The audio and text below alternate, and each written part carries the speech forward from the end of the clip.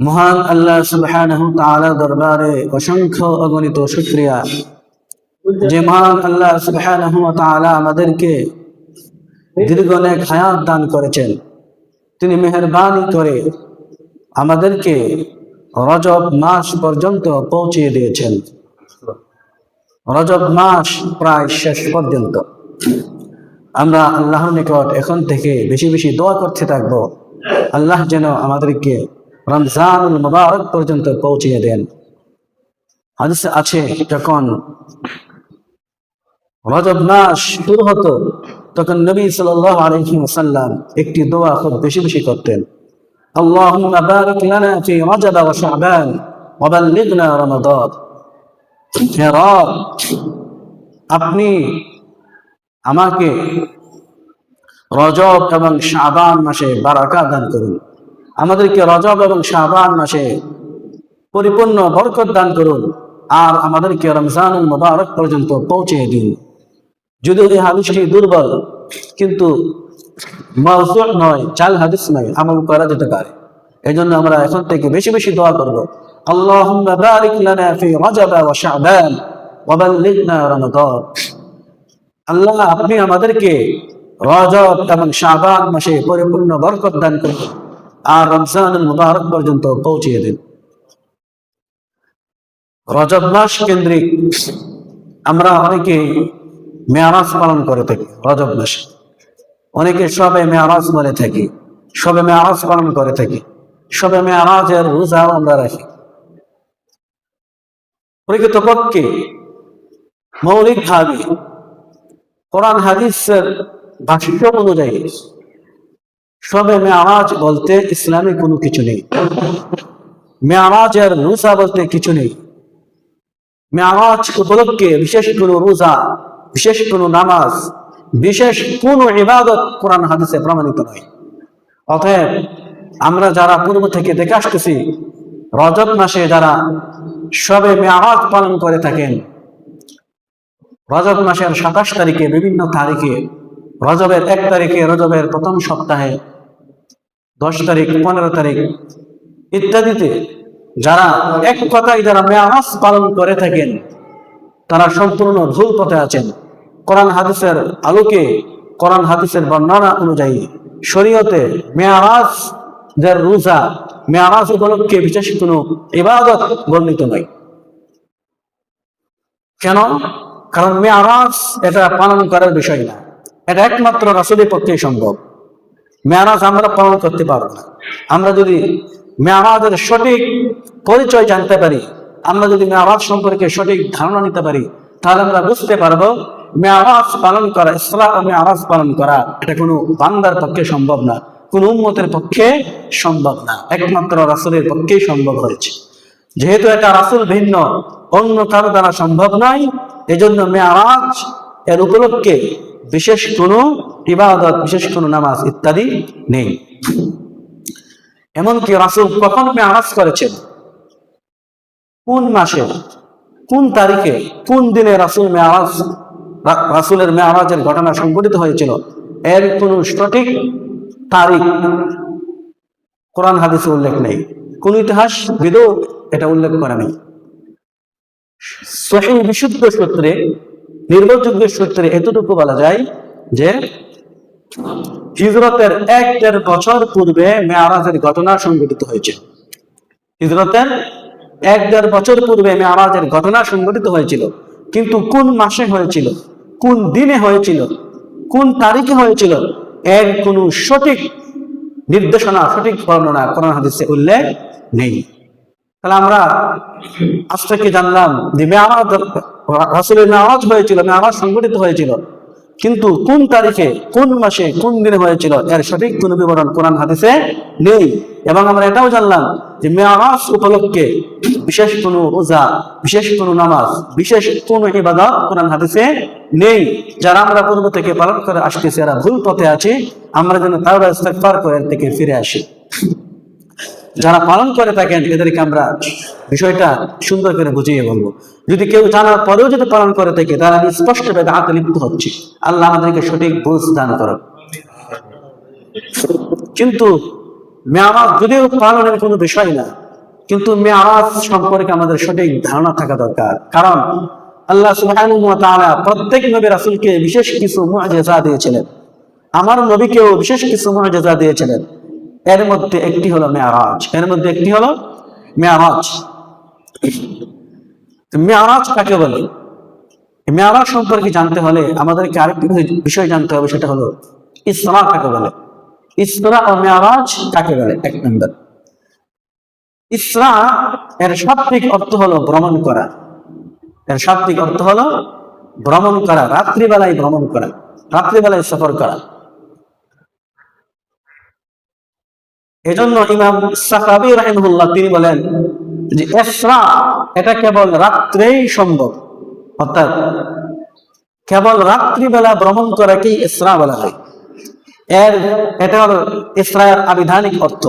এর দ্বারা বোঝা গেল আমি যদি রাত্রি ভ্রমণ করি সেটাকে ইসরা বলা হবে। আমরা রাত্রিবেলা যে যেখানে যাই সেটাকে কি বলা হবে? ইসরা বলা হবে। কিন্তু শরীয়তের দৃষ্টি থেকে এটা উদ্দেশ্য ইসরা দ্বারা শাব্দিক ভাবে রাত্রিবেলায় ভ্রমণ করাকে ইসরা বলা হয়, কিন্তু শরীয়তের পরিভাষায় ইসরা বলা হয় যে নবী সাল্লাল্লাহু আলাইহি ওয়াসাল্লাম আল্লাহর কুদরতি ভাবে মক্কা মুকাররমা থেকে রাত্রিবেলায় বাইতুল মাকদিসে সফর করা, ভ্রমণ করা। পরিভাষায় ইসরা বলা হয় হুয়া রিহলাতুন আরদিয়াতুন তাম্মাত বিকুদরাতিল্লাহি আযজা ওয়া জাল্লা লিরাসূলিল্লাহি সাল্লাল্লাহু আলাইহি ওয়াসাল্লাম মিন মক্কা ইলা বাইতুল মাকদিস। শরীয়তের দৃষ্টিতে ইসরা বলা হয় আল্লাহ সুবহানাহু ওয়া তাআলা তার বিশেষ কুদরতি ভাবে তার প্রিয় নবী মুহাম্মদ রাসূলুল্লাহ সাল্লাল্লাহু আলাইহি ওয়াসাল্লামকে রাত্রিবেলায় বাইতুল মুকাররমা থেকে বাইতুল মাকদিসে নিয়ে যাওয়া, ভ্রমণ করা, নাকি এটাকে বলা হয় ইসরা। তাহলে আমরা বুঝতে পারলাম যে ইসরা বলা হয় রাত্রিবেলায় নবীজিকে বাইতুল মুকাররমা থেকে কোথায় নিয়ে যাওয়া? মক্কা মুকাররমা থেকে কোথায় নিয়ে যাওয়া? বাইতুল মাকদিসে নিয়ে যাওয়া। বর্তমান ফিলিস্তিনে যেটা অবস্থিত বাইতুল মাকদিস।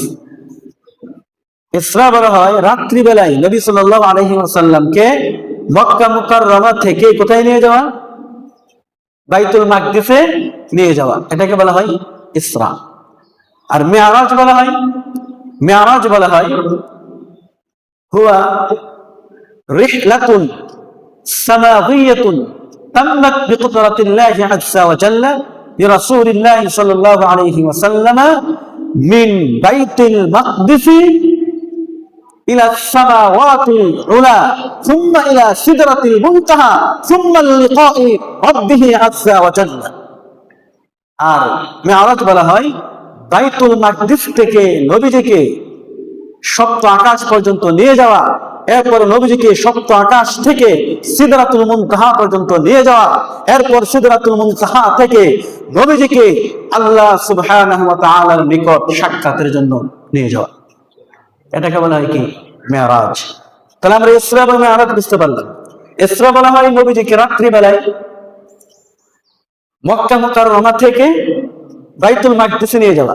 একই রাত্রিতে নবীজিকে বাইতুল মাকদিস থেকে একেবারে সপ্ত আকাশ, এরপর সিদরাতুল মুনতাহা, এরপর সরাসরি আল্লাহর নিকট নিয়ে যাওয়াকে বলা হয় মেরাজ। ইসরা ও মেরাজ আমরা জানতে পারলাম। ইসরা ও মেরাজ মূলত এটি আল্লাহ রাসূল সাল্লাল্লাহু আলাইহি ওয়াসাল্লামের একটি মুজিজা, কারণ পৃথিবীতে এর আগে কোন নবীকে আল্লাহ সুবহানাহু ওয়া তাআলা আল্লাহ পর্যন্ত নেন নাই। ইসরা এবং মেরাজ তাহলে আমরা জানতে পারলাম আল্লাহ সুবহানাহু ওয়া তাআলা কেন তার নবীকে মেরাজ করিয়েছেন। আল্লাহ সুবহানাহু ওয়া তাআলা তার নবীকে কেন মেরাজ করিয়েছেন, মেরাজের ঘটনা কেন সংঘটিত করিয়েছেন। আমি খুব দ্রুত কথা বলব যেন সঠিক ধারণাটা আমরা পাই। নবীজি সাল্লাল্লাহু আলাইহি ওয়াসাল্লামকে আল্লাহ সুবহানাহু ওয়া তাআলা মেরাজের ঘটনা কেন সংঘটিত করিয়েছেন নবীর দ্বারা, এর প্রেক্ষাপটটা কি, কারণ কি? নবীজিকে প্রথমে সপ্ত আকাশ, এরপর সিদরাতুল মুনতাহা, এরপর স্বয়ং রবের নিকট কেন ডেকে নিলেন? এর বিশেষ কারণ কি? এর বিশেষ কারণ হলো আমরা যদি অতীতের দিকে ফিরে যাই, আমরা জানি নবী সাল্লাল্লাহু আলাইহি ওয়াসাল্লাম তার দাদা আব্দুল মুত্তালিবের সংস্রবে তিনি অনেক নিরাপদ ছিলেন। যখন তার দাদা আব্দুল মুত্তালিব জীবিত ছিলেন তখন কাফেররা নবী সাল্লাল্লাহু আলাইহি ওয়াসাল্লামের উপর আক্রমণ করার জন্য দুঃসাহস দেখাতো না। কিন্তু আমরা জানি 8 বছর বয়সে নবীজির দাদা আব্দুল মুত্তালিব ইন্তেকাল করেন। যখন আব্দুল মুত্তালিব ইন্তেকাল করেন তখন নবীজির চাচা আবু তালেব উনার সংস্রবে নবী সাল্লাল্লাহু আলাইহি ওয়াসাল্লাম দীর্ঘদিন নিরাপদ ছিলেন। কাফেররা দুঃসাহস দেখাতো না নবী সাল্লাল্লাহু আলাইহি ওয়াসাল্লামের উপর আক্রমণ করার জন্য।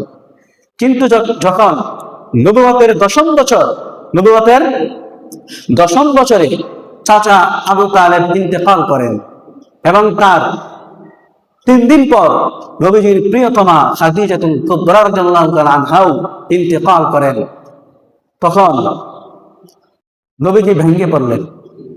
নবীজি খুব চিন্তিত হয়ে গেলেন। নবীজি চিন্তিত হয়ে এই বছরটিকে নামকরণ করেন আমুল হুজুন। আমুল হুজুন মানে দুঃখের বছর, চিন্তার বছর।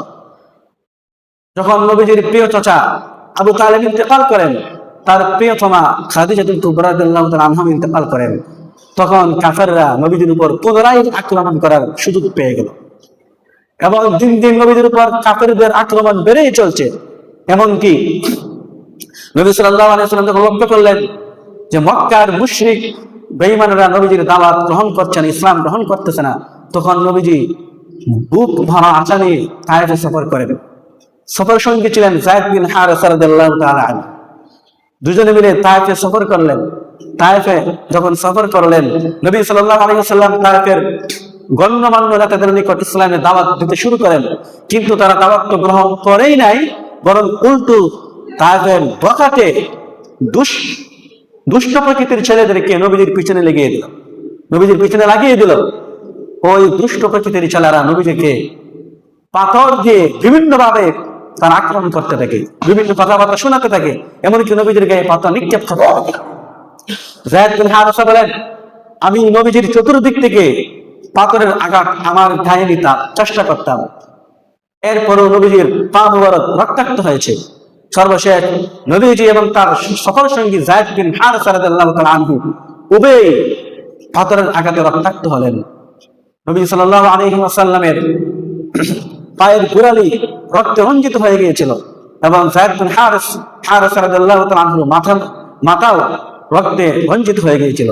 এমত অবস্থায় দীর্ঘ 1 মাস সফর করেছেন, দীর্ঘ 1 মাস তায়েফবাসীকে দাওয়াত দিয়েছেন, কিন্তু দীর্ঘ 1 মাস দাওয়াতের পর একজনও ইসলাম গ্রহণ করে নাই। নবীজি ভারাক্রান্ত হৃদয় নিয়ে চিন্তিত হয়ে দুঃখ কষ্টে জর্জরিত মন নিয়ে পুনরায় 1 মাস পর মক্কায় ফিরে আসলেন। নবীজি খুবই চিন্তিত। আল্লাহ সুবহানাহু ওয়া তাআলা যখন দেখলেন তার প্রিয় হাবিব খুবই চিন্তিত, জিবরাইল আমিনকে বললেন, আমার হাবিব খুবই চিন্তিত, আমার প্রিয় হাবিবকে সন্তুষ্ট করতে হবে, তার মনটাকে আনন্দিত করতে হবে, তার ভাঙ্গা হৃদয়টাকে পুনরায় জাগ্রত করতে হবে। তখন নবীজি সাল্লাল্লাহু আলাইহি ওয়াসাল্লামকে মেরাজের সুসংবাদ শোনানোর জন্য, আল্লাহর নিকট ডাকার জন্য, নবীজির এই চিন্তা, এই ভারাক্রান্ত হৃদয়কে দূর করার জন্য, পেরেশানি দূর করার জন্য, নবীজিকে সম্মানিত করার জন্য জিবরাইল আলাইহিস সালামের মাধ্যমে, জিবরিল আমিনের মাধ্যমে মেরাজের সুসংবাদ দিয়ে রাসূলের নিকট পাঠালেন। তাহলে আমরা বুঝতে পারলাম মেরাজ এর ঘটনা কেন সুসংগঠিত করেছেন। নবীজিকে বিশেষভাবে সম্মানিত করার জন্য।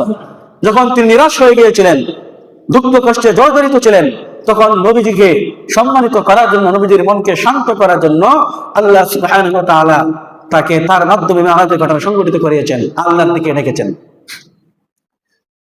এই হলো মেরাজের ঘটনার রহস্য। মেরাজ কেন সংগঠিত করিয়েছেন আল্লাহ সুবহানাহু ওয়া তাআলা। তো মেরাজের সংক্ষিপ্ত বিবরণ আমি আপনাদেরকে শোনাচ্ছি। মেরাজের ঘটনা থেকে অনেক শিক্ষা আছে, অনেক।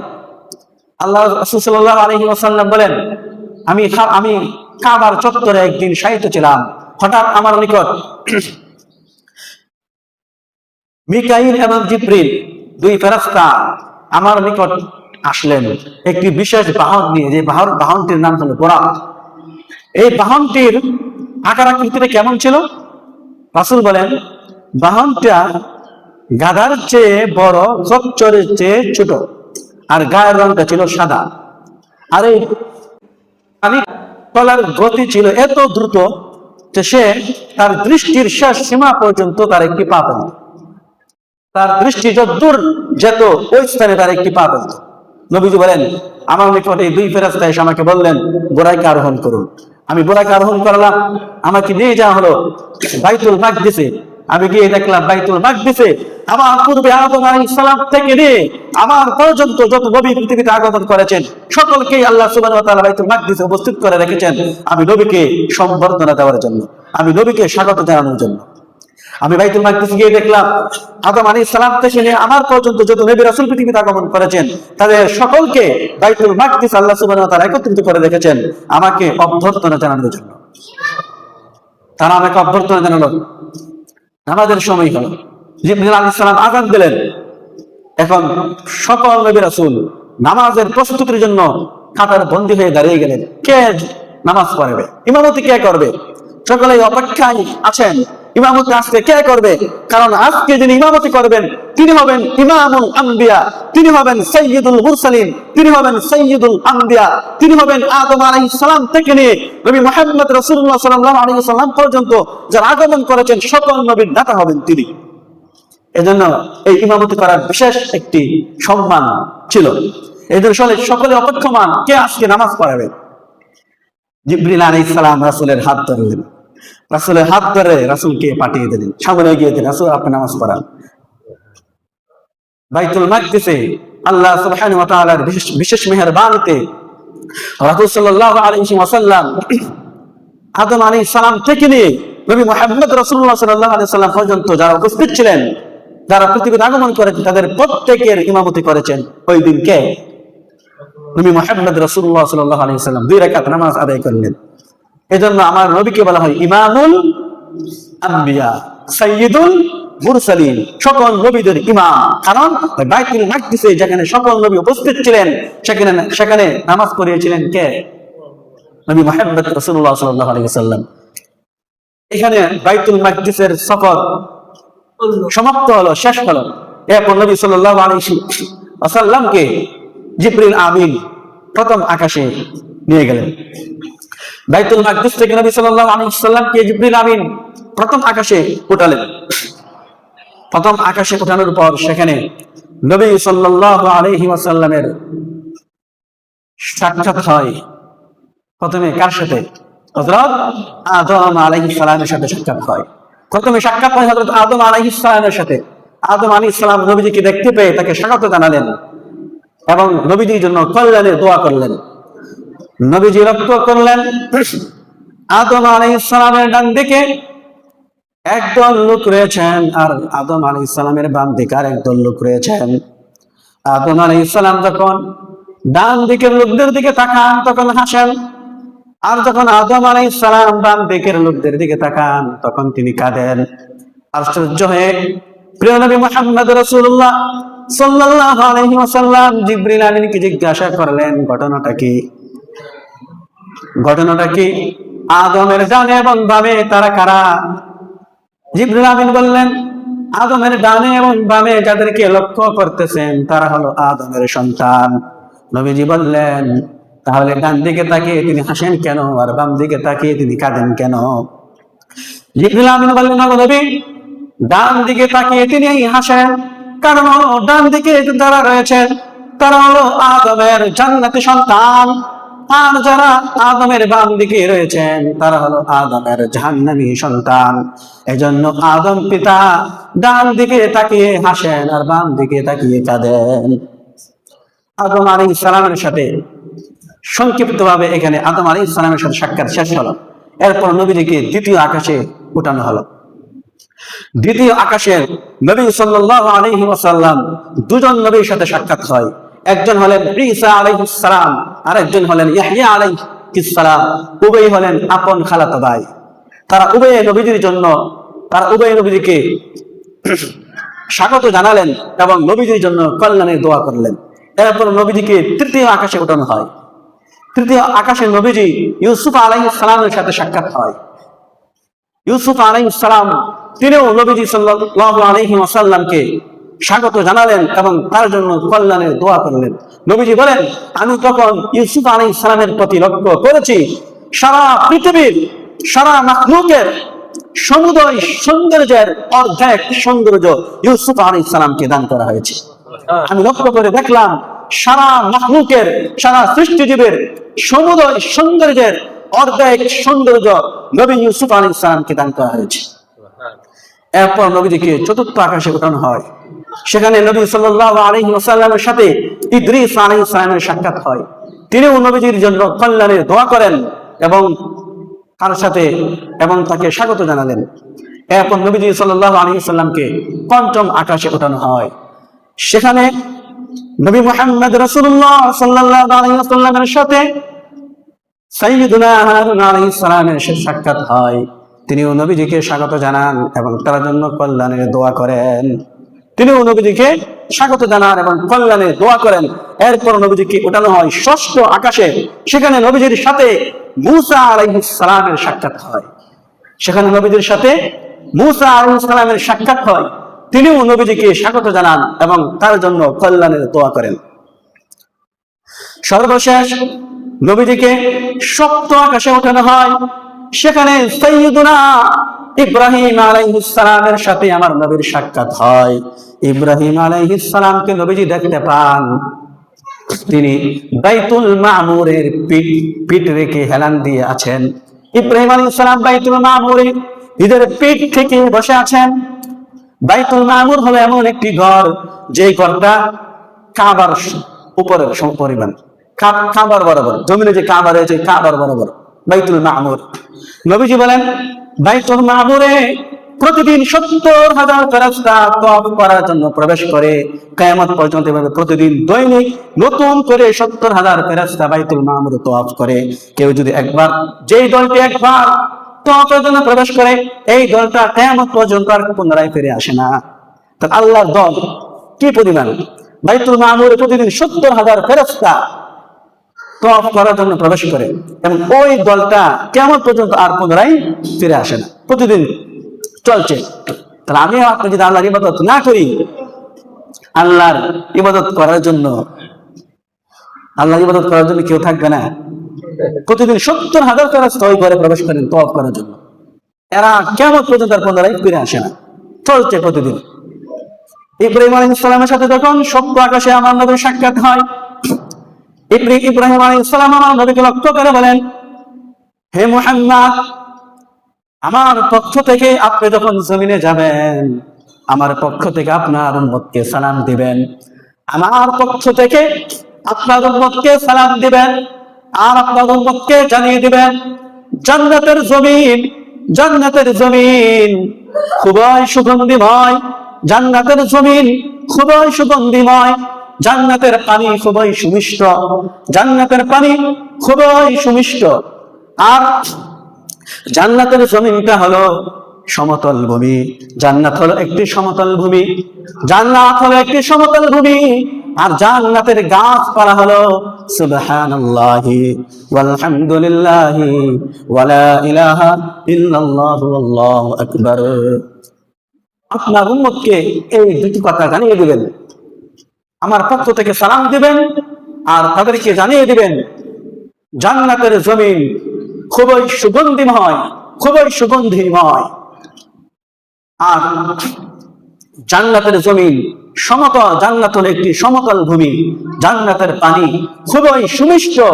আর ওই জান্নাতের গাছপালা হলো সুবহানাল্লাহ ওয়ালহামদুলিল্লাহ ওয়ালা ইলাহা ইল্লাল্লাহু আল্লাহু আকবার।